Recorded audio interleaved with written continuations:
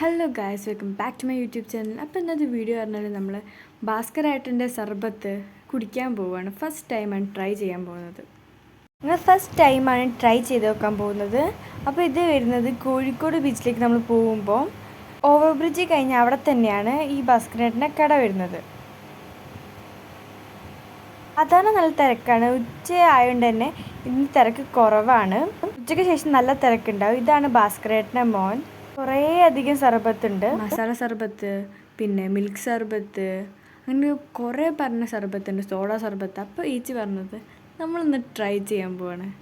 അപ്പം ഭാസ്കരേട്ടൻ പണിയൊക്കെ തുടങ്ങി കേട്ടോ ഗൈസ്. നിങ്ങൾ ശ്രദ്ധിച്ച് നോക്കി കാണാം, ബാക്കിൽ ഓരോ പേപ്പറിൽ വന്ന ഓരോ ചിത്രങ്ങളുണ്ട്. അപ്പുറത്തെ ഷോപ്പിൽ ജ്യൂസ് വിൽക്കുന്ന കടയാണ്. ഇപ്പം ഇവിടെ സർബത്തും. അപ്പം നിങ്ങൾ മറന്നു പോകണ്ട ഭാസ്കരേട്ടൻ്റെ സർബത്ത് വീഡിയോ. അപ്പം ഐസൊക്കെ തുടങ്ങിയിട്ടോ നമ്മൾ ഭാസ്കരേട്ടൻ.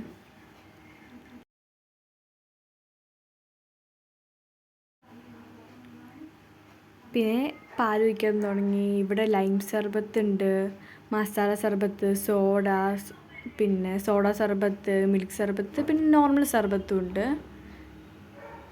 അപ്പോൾ അതാ ഇതൊക്കെ കഴിഞ്ഞ് നമ്മൾ ഭാസ്കരേട്ടൻ എല്ലാം സെറ്റാക്കി.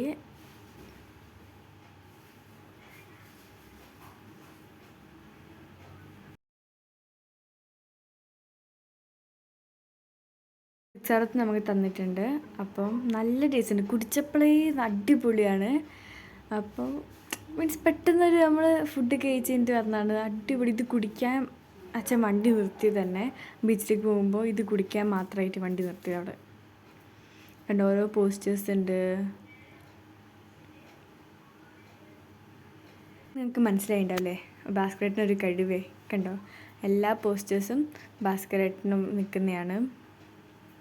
പേപ്പർ കട്ട്സ് ആണ് ഇതൊക്കെ.